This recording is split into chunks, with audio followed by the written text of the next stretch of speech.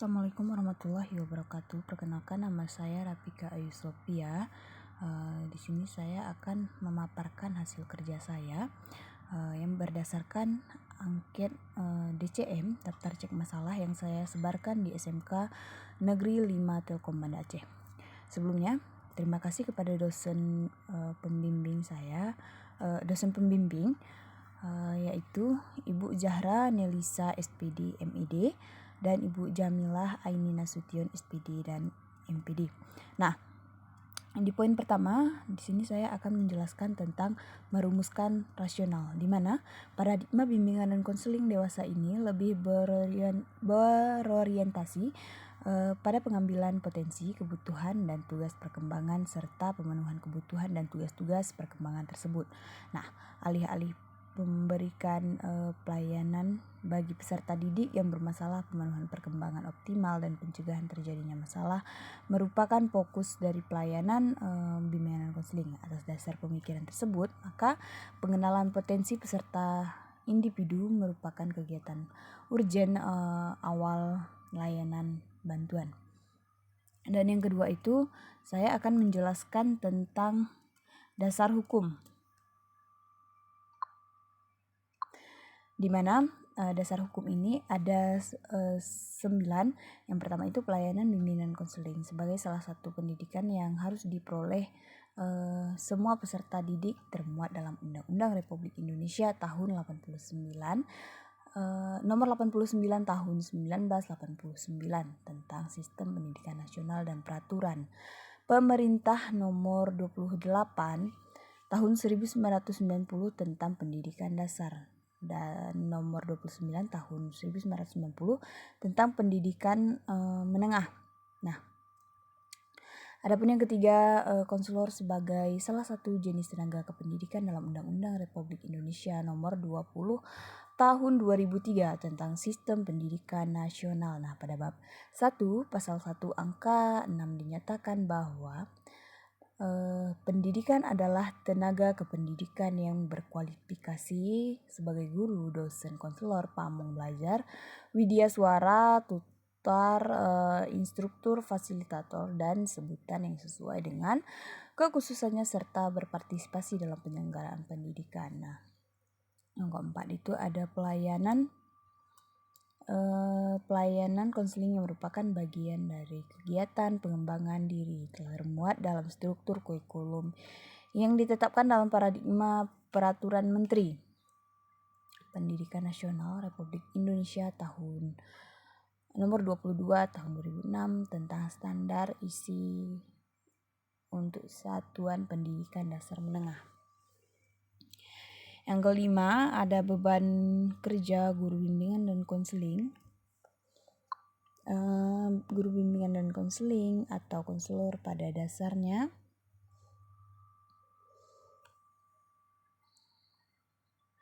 pada pasal 54 ayat 6 Peraturan Pemerintah Republik Indonesia nomor 74 tahun 2008 tentang guru yang menyatakan bahwa beban kerja guru bimbingan dan konseling atau konselor yang memperoleh tunjangan profesi dan maslahat tambahan adalah mengampu bimbingan dan konseling paling sedikit 150 peserta didik per tahunnya. Nah, langsung saja saya akan menjelaskan visi dan misi di sekolah tersebut.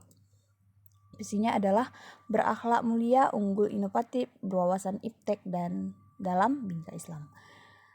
Yang misinya itu untuk mencapai misi tersebut, SMK Negeri 5 Banda Aceh mengembangkan misi sebagai berikut, yaitu menumbuhkan kerangka pemahaman, penghayatan, dan pengalaman serta mampu penyampaian pengajaran Islam secara konsekuen, mempersiapkan lulusan yang cerdas, kompetitif, dan berakhlak karimah. Visi dan misi bimbingan konseling SMK Negeri 5 Telkom Banda Aceh. Pelayanan bimbingan non-konseling adalah terwujudnya kehidupan manusia yang membahagiakan melalui ketersediaan pelayanan, bantuan, dan pemberian dukungan, pengembangan, dan pengetasan masalah agar peserta didik berkembang secara optimal, mandiri, dan bahagia. Misinya misi pendidikan yaitu memfasilitasi pengembangan peserta didik melalui pembentukan perilaku efektif, normatif dalam kehidupan keseharian dan masa depan. Yang kedua misinya pengembangan yaitu memfasilitasi pengembangan potensi dan kompetensi peserta didik dalam lingkungan sekolah, madrasah ataupun SMA, keluarga dan masyarakat. Yang ketiga misi pengentasan masalah yaitu memfasilitasi pengentasan masalah peserta didik dengan mengacu pada kehidupan yang efektif. Langsung saja masuk kepada deskripsi kebutuhan profil kelas dari hasil DCM atau daftar cek masalah.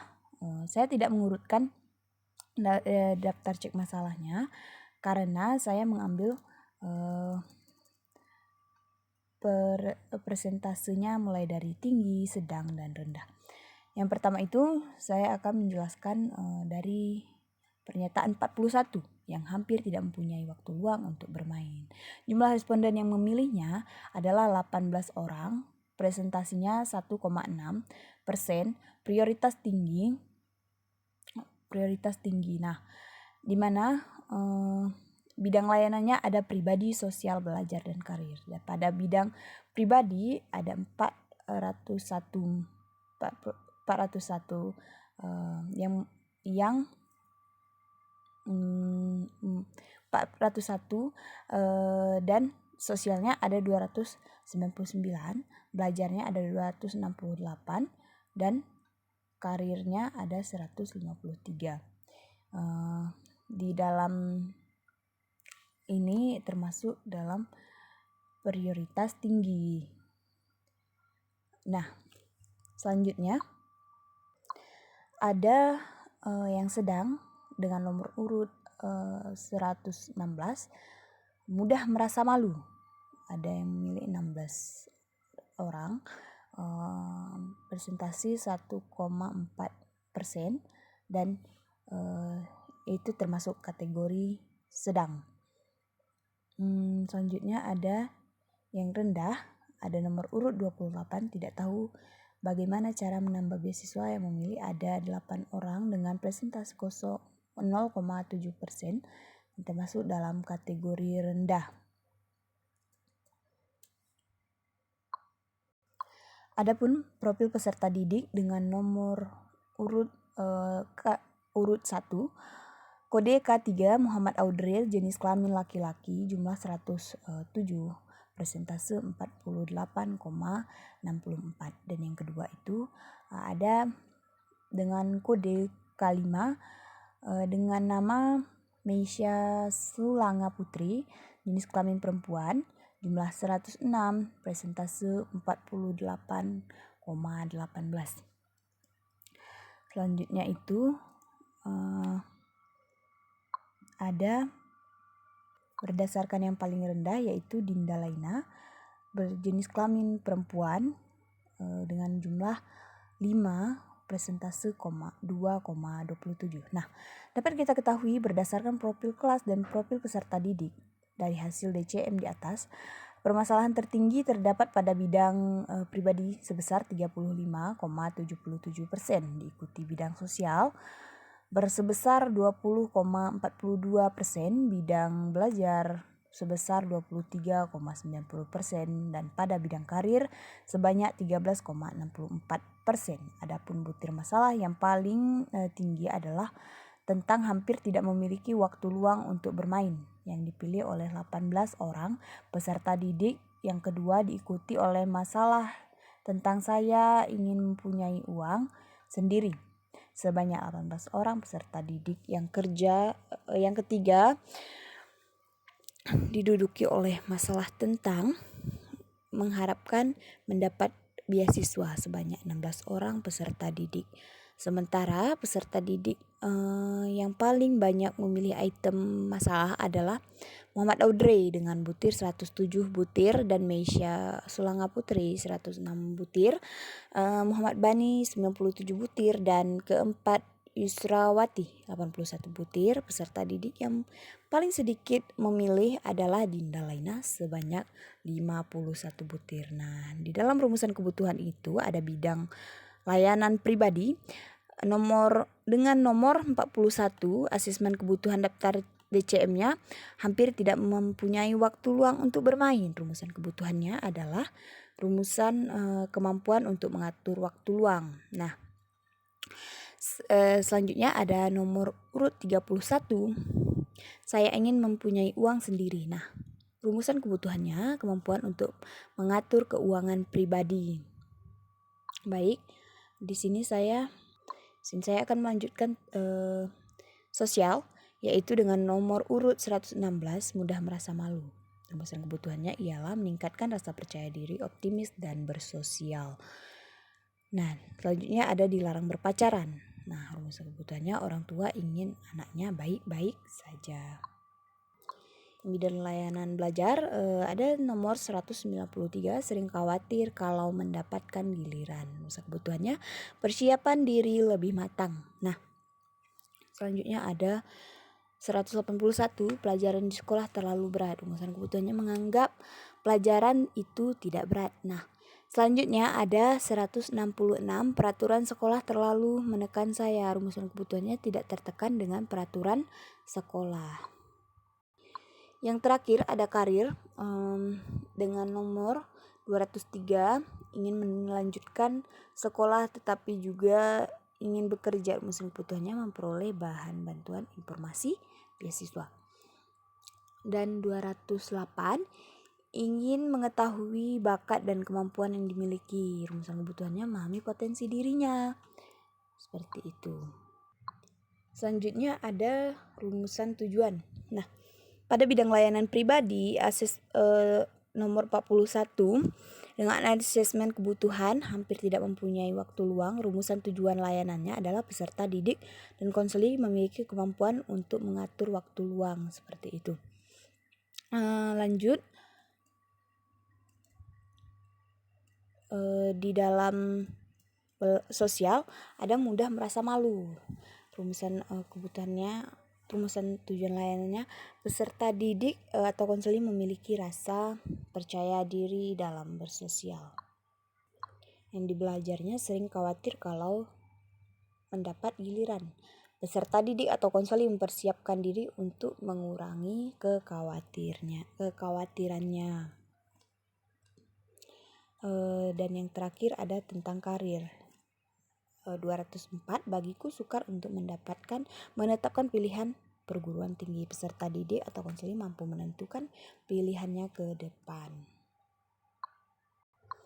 Nah, pada komponen layanan ada komponen program. Yang satu ada layanan dasar, dan yang kedua itu ada layanan responsif, dan yang ketiga itu ada layanan peminatan perencanaan peserta individual, dan yang keempat itu ada dukungan sistem, di mana pada layanan dasar ini ada manajemen waktu, mengatur keuangan, menjaga pola hidup sehat, dan itu ada berjumlah 21 dengan proporsi 35%, 35% kali 24 sama dengan 9 jam. Di dalam layanan responsif ini ada 21 jumlah dengan proporsi 35 dan 35 kali 24 sama dengan 9 jam gitu ya. Dan begitu pula dengan layanan peminatan ada 11 jumlahnya dengan proporsi 18,3%, 18,3 dikali 24 sama dengan 4 jam. Di dalam layanan dukungan sistem ada 7, di 7 jumlahnya ada 7 dengan proporsi 11,6% dikali 24 sama dengan 2 jam.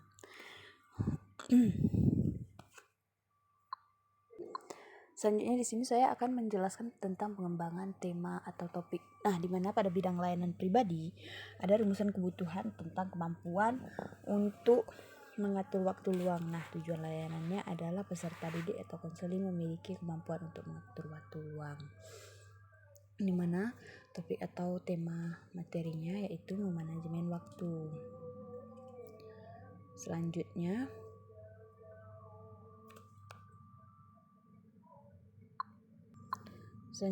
ada di sini ada sosial, di mana pada sosial ini meningkatkan rasa percaya diri, optimis dalam bersosial. Peserta didik atau konseling memiliki rasa percaya diri yang bersosial dengan membangun rasa percaya diri. Selanjutnya itu ada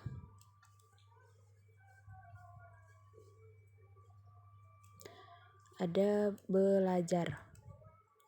Memiliki persiapan yang matang dalam belajar. Peserta didik atau konseling memiliki persiapan yang matang dalam belajar sehingga siap menghadapi ulangan. Memotivasi belajar. Selanjutnya saya akan menjelaskan action plan, di mana di dalam bidang layanan pribadi ada tujuan layanannya. Peserta didik atau konseling memiliki kemampuan untuk mengatur waktu luang. Nah, komponen layanannya adalah komponen layanan dasar, strategi layanan, bimbingan kelas besar atau lintas kelas. Pada kelas 11 materinya manajemen waktu dengan menggunakan metode ceramah ataupun diskusi. Media yang saya gunakan adalah slide PowerPoint, InFocus, evaluasinya, proses dan hasil. Equivalence-nya adalah 2 kali 40 menit.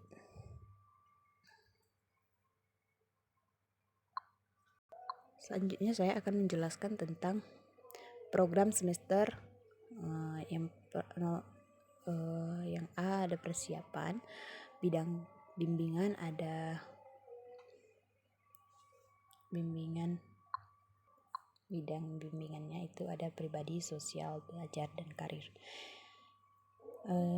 Yang pertama itu pembagian tugas guru bimbingan dan konseling atau konselor dengan tujuannya tercapainya efektivitas layanan bimbingan dan konseling. Kelas sasarannya adalah kelas 11. Selanjutnya ada layanan BK 1, layanan dasar, yaitu ada bimbingan klasikal, menjaga pola hidup sehat, pemahaman peserta didik, konseling memiliki kemampuan dalam menjaga kesehatan dengan baik.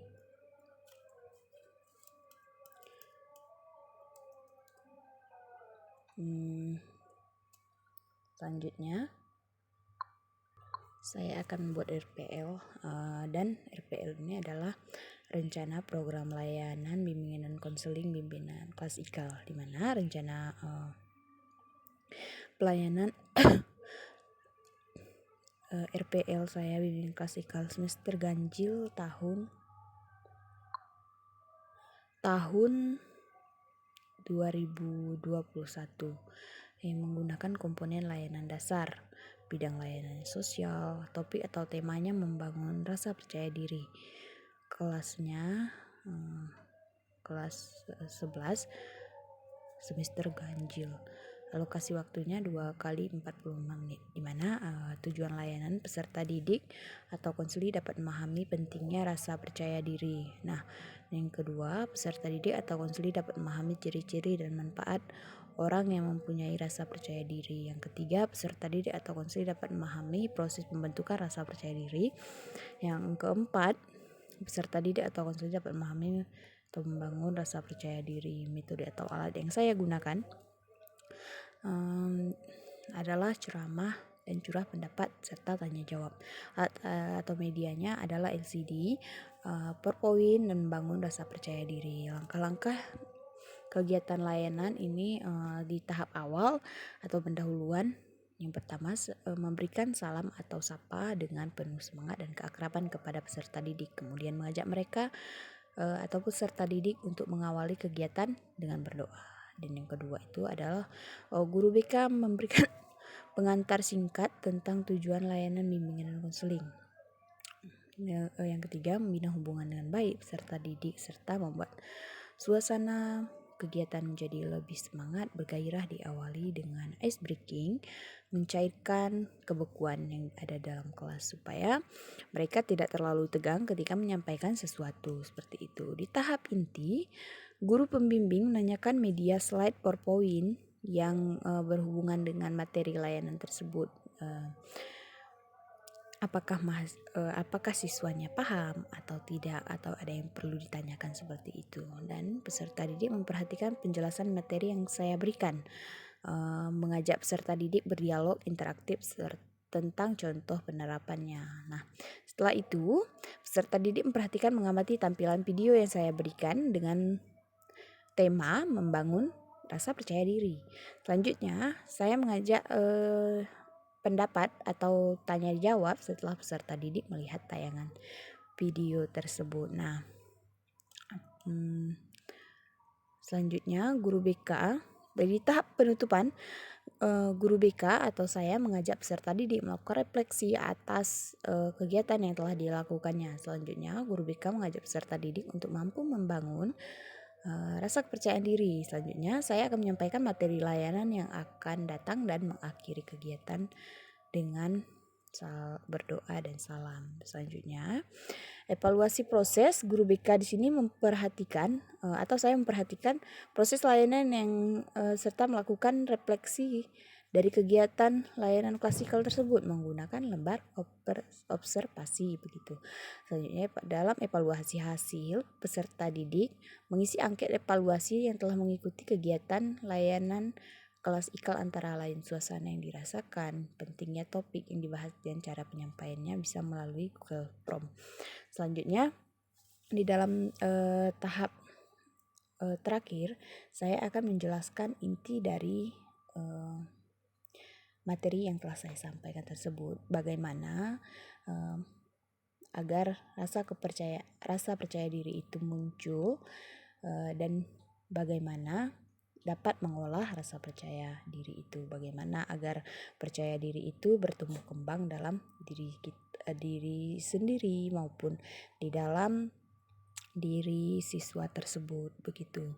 Dengan adanya rasa percaya diri, kita akan tampil lebih depan gitu.